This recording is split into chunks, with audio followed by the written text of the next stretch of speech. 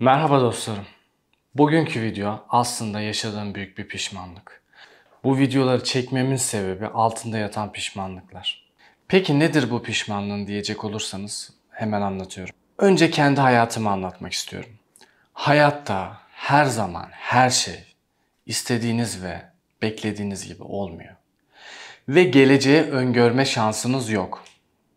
Ben de 20'li yaşlardayken çok daha toydum ve hiçbir şey öngöremiyordum. Belki de biraz da dini hassasiyet diyebilirsiniz. Ya da cesaret edemedim diyebilirim. Belki de en büyük pişmanlıklarımdan birisidir. Hikayemi en başından başlayayım. Biz eşimle evlendiğimizde ilk zamanlarda Ankara'da yaşıyorduk. Bu süre zarfında yaklaşık 5-6 aylık bir dönem Ankara'da yaşadığımı söyleyebilirim. Eşim doktor. Dolayısıyla doktorluk mesleği icra ediyor. Tayin olması gerekiyordu ve atanması gerekiyor. Tayin olacak. Sonra biz tercihlerimizi yaptık. Ankara'da yaşıyoruz. Ama dedik ki bir çılgınlık yapalım. Hiç gitmediğimiz yerlere gidelim. Yeni ufuklara yelken açalım. Hiç gitmediğimiz yerleri gezelim istedik. Ve ondan sonra baktık kadro açan yerlere. Tabii haritayı karşımıza aldık. Bir taraftan sahibinden sitesini açtık. Orada kiralara bakıyoruz. İşte o yer nerede, neresi kadro açmış, kadro açılan yerin konumuna bakıyoruz. Neyse haritayı karşımıza aldık. Nereye kadro açılmış, nerelerde kadro var. Bakıyoruz. Tayin meselesi de şu şekilde oluyor doktorlarda. Örnek veriyorum. 3 kadro açıyor. Oraya 10 kişi başvuruyor. 3 kişi oraya çıkıyor. İşte diğer kadro tercihlerinde çıkmayanlarsa doğuya gönderiliyor. Tamamen kura sistemi aslında. Burada hem istediğin yere gitme ihtimalin var hem de gitmeme ihtimali. Normalde böyle tayin dönemlerinde arkadaşlarıyla beraber işte sen şurayı seç, sen şurayı seç, işte ben burayı seçeyim falan böyle kendi aralarında WhatsApp grupları üzerinden haberleşiyorlar. Şura şu kadar kadro açmış, işte şu kadar kişi orayı tercih etsin gibi şeyler yazıyorlar birbirleri arasında. Ama tabii ki herkese ulaşmak mümkün değil. Çünkü doktorlar binlerce kişi ve binlerce kadro açılıyor. Hangi birisine ulaşıp da ben şuraya yazacağım, sen şuraya yazabilirsin diyebilirsin ki? Neyse. Buraları biraz kısa keselim. Tercihimizi İstanbul Eyüp'ten yana kullandık. İstanbul Eyüp Sultan. Benim çok hoşuma gitmişti. Daha çok Eyüp Sultan hiç görmedim. Hayatımda hiç İstanbul'a gitmedim. Hiç Eyüp Sultan'ı görmedim. Sadece haritadan konumuna baktım. Ya haritadaki konumu oldukça güzeldi. Hatta eşime de burayı yazalım dedim. Çünkü burası hem manevi bir duygusu olan bir yer hem de çok güzel konuma sahip. Haliç deniz kenarı. Yaşam çok güzel. Ve burayı yazdık ve burası da geldi. Ondan sonra işte eşimin atanma süreçleri oldu. O da gecikti. Bir güvenlik soruşturmaları dönemleri oldu geçmişte. Ve o dönemlerde bir süre daha Ankara'da kaldık. Bu süreçte gerçekten uzun sürdü. Bir sene bekleyenler bile oldu. İstanbul'da uzunca bir süre yani bir seneye yakın bir süre yaşadık. Burada çalıştığımız dönemlerde eşim işinden çok memnun değildi. Hani çalıştığı yerden dolayı memnun değildi. Ben de avukatlık stajyerliğimi yapıyordum. Yüksek enflasyon falan yoktu kesinlikle. Bir öngöremiyorduk hiçbir şeyi. Toyduk. Hem aklımız çalışmıyordu. Gerçi eşimin aklı biraz daha benden çalışıyordu. Ama onun bilgisi de çok yoktu tabii. O dönem işte ne bileyim enflasyon artacak, ev fiyatları artacak, yetişemeyeceğiz falan gibi şeyler değil. Onun kafasındaki standart bir Türk mantığı. Önce evini al gibi bir mantık vardı açıkçası. Ben biraz daha kapsamlı düşünüyordum.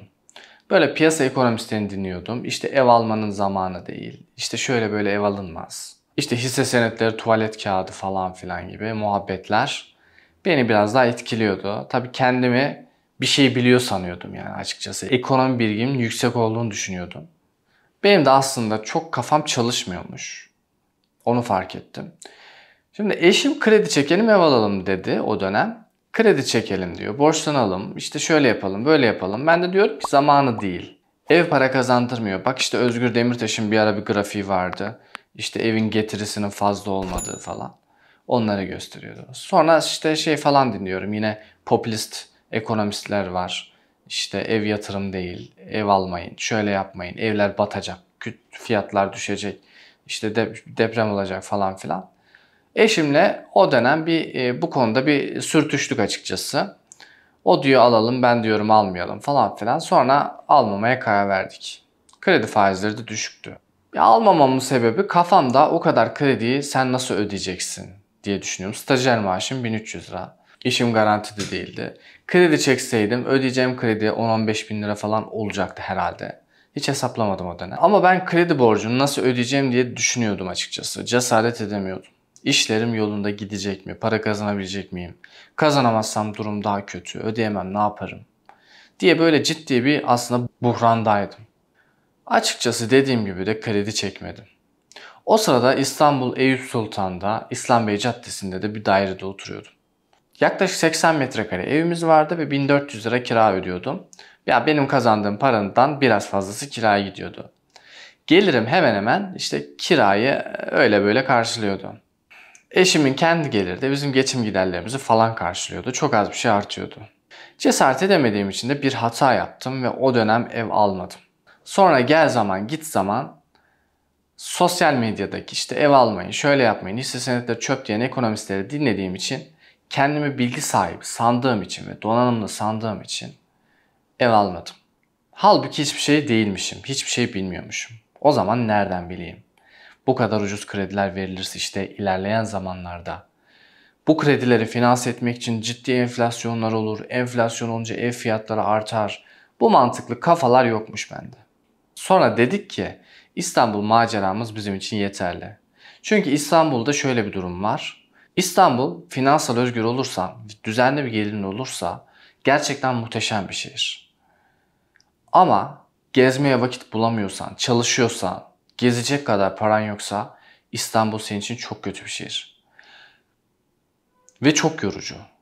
Yani metrobüsten inip karşıya geçmek bile ölüm yani. O kadar yol yürümen gerekiyor. Ayrıca her şey pahalı. Benim bir avantajım vardı. Evimin karşısında pazarım vardı. Tüm ihtiyaçlarımı o pazardan alabiliyordum. Uygun fiyatlara. İnsan geleceğinde neler yaşayacağını bilemediği için, geleceği öngöremediği için bir takım risklerden kaçınıyor. Ben de tam anlamıyla bunu yaptım. Eşim sınava girdi sonra Ankara'da bir tane hastaneye kazandı. Ankara'ya taşındık. Bu dönem enflasyonlar başladı. Her şey arttıkça arttı. Önünü alamıyorsun. Hatta o kadar artıyor ki bir yerden yakalamaya çalışıyorsun artışları. O kadar fazla ki her hafta fiyatlar değişiyor. Araba alırken bile bunu yaşadım. 2020'nin Ocak ayında arabamı aldım. Arabam 2 haftada 2-3 bin lira değerleniyordu. Öyle bir ekonomik durum vardı ki galerici ilan veriyordu. 2 saatte araba satılıyordu. Piyasada araba kalmıyordu. Galerilere gidiyordum bomboştu. Hatta 2019 Aralık ayına yetiştiremediğim için arabayı 3-5 bin lira pahalıya almak zorunda kaldım. Onu da hatırlıyorum. Araba alma konusunda eşimi dinlemiştim. Hatalarımdan yavaş yavaş ders alıyordum. Ama tabii ki keşke evde almış olsaydım. Eğer ki eşimi dinlemiş olsaydım Balgat'tan belki de şöyle 5-6 milyon liralık bir dairenin sahibi olacaktım. Ve bana maliyette 1-1,5 milyon lira gibi bir rakam olacaktı tahminim. Bu benim hayatımda yaşadığım en büyük finansal hatalardan biriydi. Mesela benim videomun altına da bazen yorumlar yazılıyor. Ev fiyatları bu kadar uçmuşken ev almak ne kadar mantıklı? Ev alınmaz. Arkadaşım geleceği öngöremiyorsun. Geleceği öngöremediğin için ne olacağını bilemiyorsun. Piyasada öyle evler var ki 27 milyon lira. Ama bir evde var 2 milyon lira.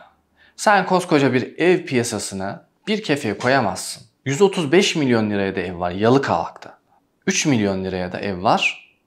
1,5 milyon liraya da ev var Mamak'ta. Demek istiyorum ki pahalı evler de var, ucuz evler de var. Burada zaten senin yatırımcı zekan ortaya çıkacak. Gidip 27 milyon liralık bir eve, villaya tüm paranı bağlamak seni finansal özgür etmeyecek. Ama dediğim gibi 2-3 milyon liralık oturacağın kontu alıp geri kalan paranla finansal özgür olabilmek için aldığın evleri kiraya vererek ya da farklı yatırımlarla parayı arttırırsan bu seni finansal özgür yapacak. Sen bunu anlamak istemiyorsun. Ve genelde bana emlakçılar da yazıyor. Diyor ki işte 3 milyon liralık evi kiracılığı 2,2 milyon liraya mümkün değil, kimse satmaz. Tamam da ben satanı biliyorum kardeşim. Sen olayın arka planını bilmiyorsun. Bu adam kiracısıyla davalık olmuş. Ceza davaları var. Bazen insanlar öyle noktalara geliyor ki bıkıyorlar. Fırsatçılık gibi düşünmeyin, bıkmışlar. Adam o kiracıdan kurtulmak istiyor. Yani belki 2 milyona da verecek, belki 1,8 milyona da verecek o evi. Bir de şöyle düşünün, adam belki 30 milyon lira parası var. Şöyle diyor da olabilir, buradan 600-700 bin lira zarar etsem bana koymaz. Evini satıyor. Ya bunların hepsi olabilir. Bazı verdiğim örneklere gerçekten inanmak istemiyorsunuz. Bunun da farkındayım. Ama bu örneklerin hepsi gerçek ve yaşanmış örnekler. Ben zamanında evi almamam ile alakalı örneği neden verdim bunu anlatmak istiyorum biraz da. Ev faizlerinin en düşük olduğu noktalarda ve faizin en yüksek olduğu noktalarda faiz indirimi yapılmamış olan zamanlarda ev alınır. Bunun mantığı da şu. Faiz indirimleri yapıldığı zamanlarda ve faiz indirimleri arttıkça konutlara hücum olur. Ve fiyatlar otomatikmen artar. Satıcıysanız, konutunuzu satmak istiyorsanız faiz indirimi yapıldığında ihtiyacı olan birisine satarsınız. Ve o sizin aslında müşteriniz olur. Bu şekilde daha rahat konutunuzu satabilirsiniz. Diğer dediğim şey ise faiz indirimlerinin en fazla olduğu dönemler.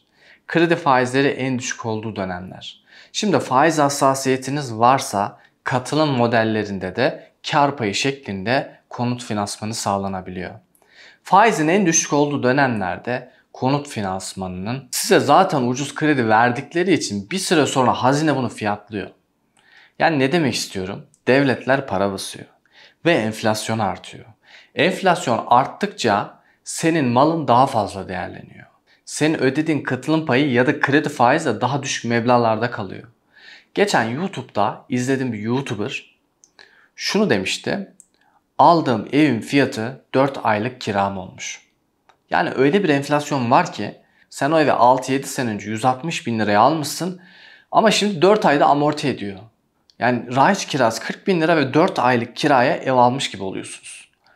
Bu yatırımı işte faizle ya da katılım payıyla aldığını düşündüğünde senin olmayan parayla öylesine ciddi kazanç elde ediyorsun ki insan zamanla akıllanıyor. Piyasa finansı öğreniyor. Şimdi neyi dinleyip neyi dinlememen gerektiğini, doğru ne olduğunu, doğrunun nasıl anlaşıldığını bir süre sonra kendin öğreniyorsun. Hayat tecrübelerinle. İlk başlarda herkes toydur. Ben de toydum. Özellikle 20-30 yaşlar arasında eğer ki piyasayı da takip ediyorsan ve ilgileniyorsan bu işlerde muhakkak hatalar yapacaksın. Bir sürü hatan olmuştur. Belki dolandırılmışsındır. Belki saadet zincirine girmişsindir. Belki elindeki fırsatları kaçırmışsındır. İlk başlarda herkes toydur. 20-30 yaşlar arasında. Eğer ki piyasayı takip edip bu işlerle ilgileniyorsan hatalar muhakkak yapmışsındır. Piyasa döngüleri zaten 4-5 senede bir olur genelde. Ama konjektür bu döngülerin değişmesine de neden olabilir. Mesela kriptoda döngüler 4-5 senedir. Uygun bir zamanda kripto para anılarımı da anlatmak isterim. Yanlış yaptığım şeyler oldu. Neyse o konuya girmiyorum. Neleri yanlış yaptığım konusunda. İnsan piyasanın 4-5 senelik döngülerini yaşadıktan sonra hataları fark ediyor. Yani ben de bu hataları fark ettikten sonra öğrendim açıkçası. Yine hata yapmam diyemiyorum. Çünkü piyasalar insanların psikolojisiyle oynuyor. Sonuçta robot değiliz ve robotlar bile bu şekilde hata yapabiliyor. Piyasayı yöneten insanlar da aptal değil. Belli bir döngü yaparken her sene aynı formatta o döngüyü yapmıyorlar. Birinde bu döngü 4 sene sürüyor, birinde 5,5 bazen de 6 sene sürüyor. Ne bileyim artış dönemleri 1 sene sürebiliyor, düşüş dönemleri 2 sene sürebiliyor. Sürekli böyle bir değiştirme içerisindeler. En uzman olduğunu söyleyen yatırımcılar da, ekonomistler de yönetemiyor, yanlış yönetebiliyor.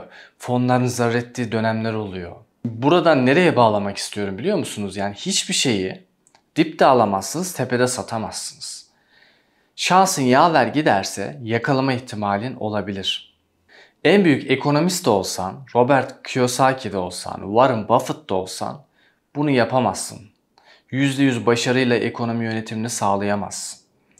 O yüzden zaman geçtikçe, tecrübelendikçe, piyasaların mantığını daha iyi anladıkça, daha komplike hatalar yaptıkça ve bu hatalarını fark edip anladıkça daha az hata yapar hale geliyorsunuz. Bu videoları çekmemin ana sebebi yaşadığım tecrübeleri sizlere aktarabilmek.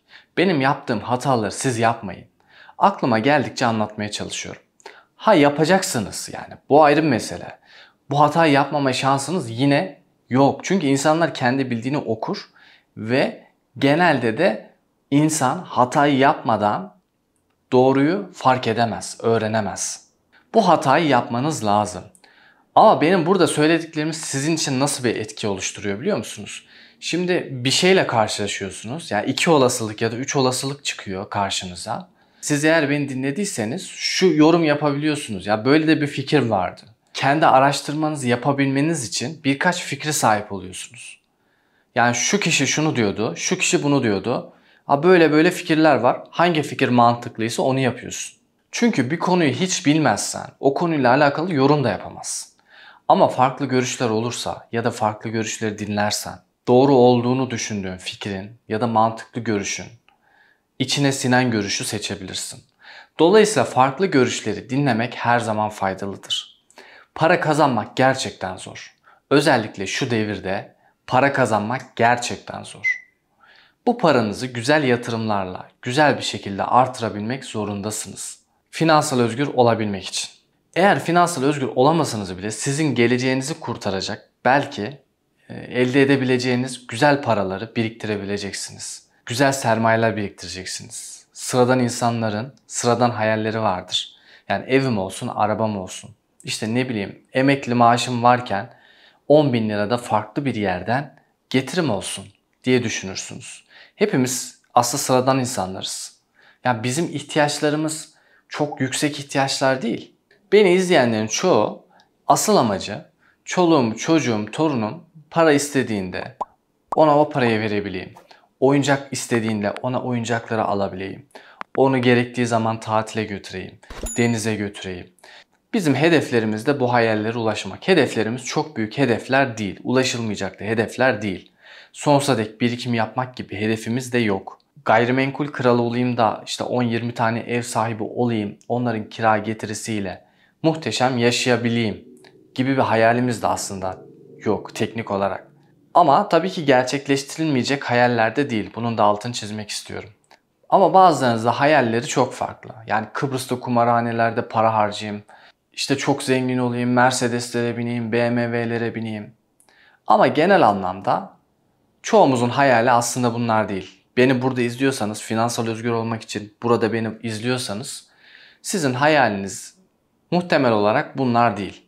O yüzden hayallerimiz çok ulaşılamaz, uçuk olmadığı için de bu hayallere ulaşmamız zor değil. Ulaşmamız daha kolay. İktisat nedir? İktisat, kıt kaynaklarımızla, yatırımlarımızdan en fazla verimi alabilmek aslında. Buna biz iktisat diyoruz. Yani sınırsız hedeflerimize sınırlı kaynaklarla ulaşmak. Hedefimiz ve bir hayalimiz var ve o hayalimize ulaştıktan sonra zaten biz bırakacağız biriktirmeyi ve hayatımızı yaşayacağız. Sizler için üşenmedim. Paint'e girdim. Paint. Bir grafik oluşturdum. Paint terk videolarını izlediyseniz onlar gibi bir şey oldu yani. Bu grafiğe bakalım. Siz çalışmaya başladınız. Artık kaç yaşında başladıysanız. Kimi çalışmaya 10 yaşında 15 yaşlarında başlıyor hayat. Kimisi de çalışmaya 30'lu yaşlarında başlıyor. Üniversite okuyor işte ne bileyim doktora yapıyor, yüksek lisans yapıyor işte üniversiteye girmeyi bekliyor. Kimisi de 40 yaşında başlıyor çalışma hayatına. Bakın o kırmızı çizgi, grafikte gördüğünüz kırmızı çizgi sizin çalışmanız. İstikrarlı bir şekilde çalışmaya devam ediyorsunuz. O siyah çizgi sizin birikimleriniz. İlk grafiğe dikkat ettiğinizde çalışıyorsunuz. 50 yaşına kadar geldiğinizde çalışmayı bırakıyorsunuz. İlk grafikte birikim yapan kişi 50 yaşında çalışmayı bıraktıktan sonra yapmış olduğu birikimlerin getirisiyle bakın dikkat edin hayatına devam ediyor. Yani birikimlerinin getirisiyle hayatına devam ediyor. Artık biriktirmiyor, arttırmıyor. Yani bu birikimler ne olabilir? Temettü olabilir. Kimisi temettü yatırımcılığını tercih eder. Kimisi bir süre ev alır, onun kirasıyla geçinir. Herkesin yatırım stratejisi çok farklı olabilir. Kimisi çok çalışmayı sever. Ben çalışmadan duramam der. Daha çok biriktirir. Ama onu da tavsiye etmiyorum. Bizim amacımız zaten belli bir noktaya geldikten sonra durabilmek. Eğer duramadıktan sonra ömrün sonuna kadar çalış. Ne anladık? Finansal özgürlükten yani. Çalıştıktan sonra finansal özgürlüğün bir anlamı yok. Tüm parayı biriktirmek değil bizim hedefimiz. Hayatında yaşamak denen bir şey var. Ama biz bu hayatı yaşamayı nasıl anladığımıza bakacağız. Yani hayattan tat alabilecek şekilde birikim yapmak gerekiyor. Hani ot gibi yaşayıp da çok para biriktirmek de doğru değil. Önemli olan bizim burada mutlu olabilmemiz. İkinci grafiğe baktığınızda burada kişi çalışıyor ama birikimlerini günden güne yavaş yavaş yiyor. Bu birikimler işte ailesinin birikimleri olabilir, kendi birikimleri olabilir. Günden güne eriyor. Hiç birikim yapamıyor. Hatta maaşı yetmiyor. Oradan takviye ediyor. İşte oradan yurt dışı planları yapıyor. Oradan başka bir yerden para takviye ediyor. Öbür kredi kartından çekip öbür kredi kartını ödüyor. Yavaş yavaş birikimlerini azaltıyor. Sonra bu birikimleri azaldıkça biliyor ki o birikimlerinin finansal getirisi kendisine yetmeyecek. Dolayısıyla ömrünün sonuna kadar çalışmaya devam etmek zorunda. Devam etmediği takdirde hayatını idame ettirebilecek kadar parası olmayacak. Bunu da biliyor ve çalışacak, ömrünün sonuna kadar çalışacak.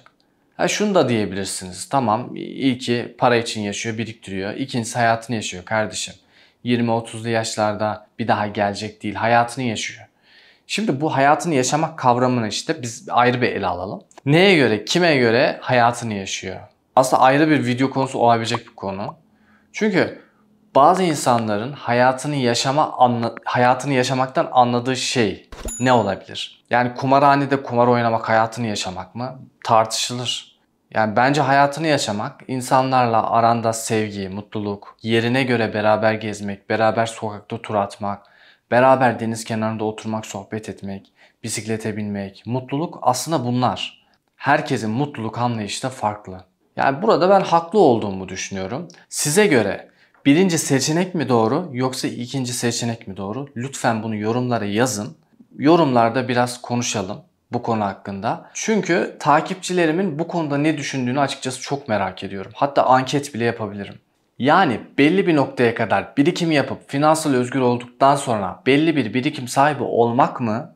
Ömür boyu finansal özgür olduktan sonra paranı harcayabilmek mi? Tabii o paranın getirisiyle harcamaktan bahsediyorum. Yoksa ömür boyu kazandığın parayı harcayarak yaşlandıkça çalışmak, yaşlandıkça ölene kadar çalışmak mı?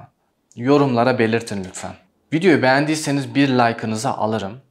Kanalıma abone olmayı unutmayın.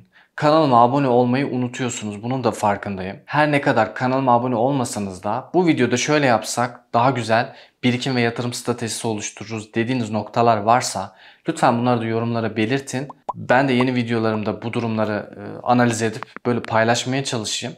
Başka videolarda görüşmek üzere. Hoşça kalın.